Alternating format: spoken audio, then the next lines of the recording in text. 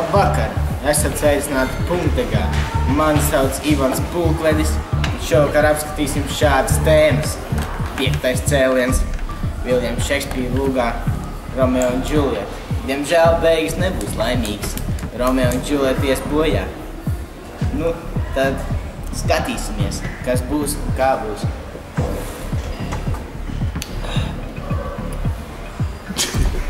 Mēs rādam, lai tas vairs neatkārtotos.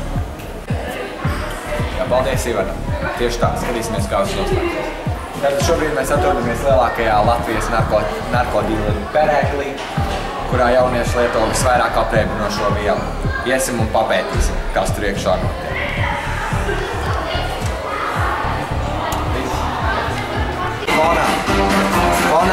Fonā mēs redzam divus ierēbušus jauniešus.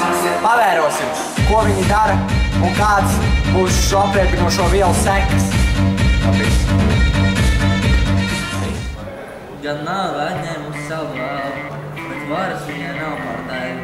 Tu neuzvarētu. Tavs dēles karoks vēl sārtos uz lūpām un maigiem. Vēl nāves bālais karoks nipli.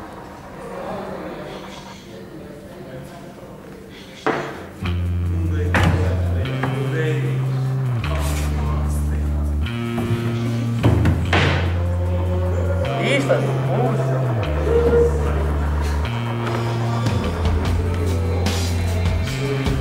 Šai pasaulē vairs nav jēgas bez tevis.